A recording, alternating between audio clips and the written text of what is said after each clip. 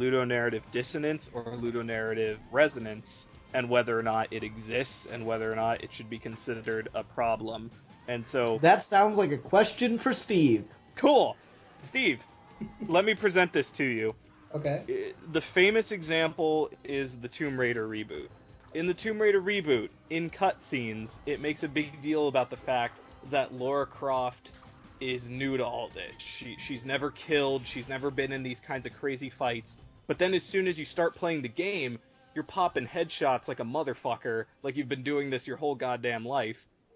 Is that a problem? Is it a problem that the story and the gameplay are telling you two different things? That is what this idea of ludonarrative dissonance is. That in the game, you can take a million bullets and be fine, but suddenly you take one bullet in a cutscene and you're down. Is that a problem? Should that be considered a flaw with the game? And that's the idea of ludonarrative dissonance, which is how is the gameplay at odds with the story, or conversely, how do the mechanics make the story better?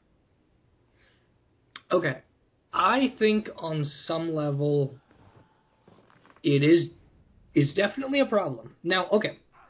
On the one hand, I respect people that have gone through and played, like, shooting games for, like, 10 fucking years, and then they play a game with a story like that. And so, if the gameplay itself made it so that their skills are suddenly useless, that would be frustrating as hell.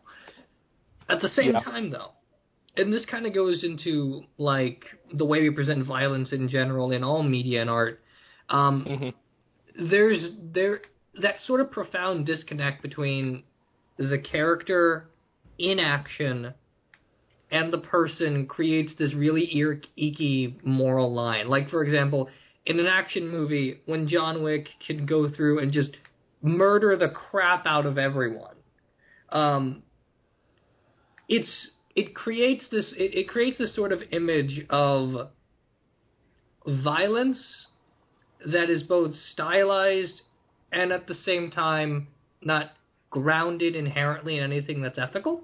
That's not really a problem with that movie because of the nature of that story, but just as a sake of example, you can apply this to literally any action movie ever where the main character is just murdering through people. And you're not meant to see those people that they murder through as beings unto themselves at all. They are literally just there as cannon fodder.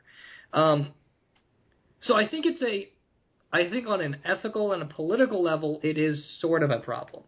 Because now you're creating this image of violence devoid of emotional content. Okay. At the same time, though, I don't know how you fix that. Yeah. That's super interesting, and that's exactly kind of where I was hoping we would get with it.